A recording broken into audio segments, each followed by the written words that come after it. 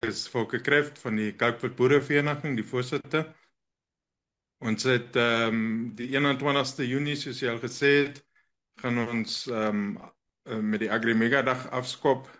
Ons wil eintlik heel vroeg begin, 8:00 wil ons begin. En 8:30 het ons eerste gasspreker, Sarel de Tooy, wat gaan praat oor die Namibiese vleisbedryf en perspektief. So dit is waarmee ons gaan begin. Dit gaan 'n uur vat en dan gaan ons 9:30 gaan ons na ons uitstellers toe. Ons sal van uitsteller na uitsteller toe gaan en elke uitsteller kan homself voorstel, hy kan sy produk voorstel, hy kan ook dan later demonstrasies doen. Dit is wat ons baie op aandag sit, dat hulle wys hoe die produk werk